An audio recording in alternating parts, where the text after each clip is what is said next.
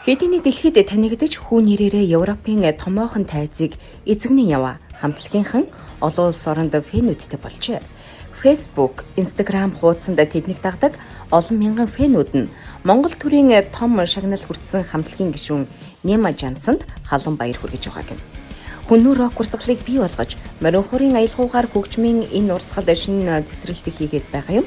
Зөвхөн хамтлагийн юу вэ дуу YouTube хуудас нь сая хамталтыг авч дэлхийд даяараа тархаад байгаа юм.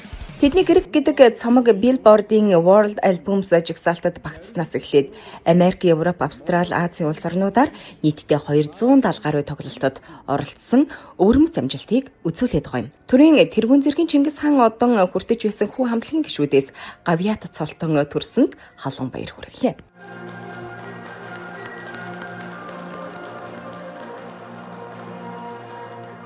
Энэ сайхан хүндэтгэлийг хүртсэндээ бас их маш баяртай байна. Тэгээд бидний тоглолт одоо 5 сарын 12-нд Хойд Америк, Канадын төр эхлэх гэж байна.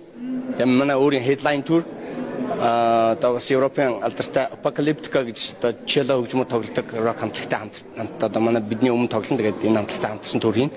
За мөн 8 сарын 20-оос эхлээд Rob Zombie, Marilyn Manson-тэй Хойд Америк, Канадын төр бас зарлагдсан байгаа. За тэгээд түүний дараа бас Европ гэдэг ингээд бидний төрөөр зарлагдах баха. Тэгээд ингээд маш их ачаалттай жил, тэгээд маш гоё түгэн жил одоо бид бүхэнд ирж байна да. Гал морин жил.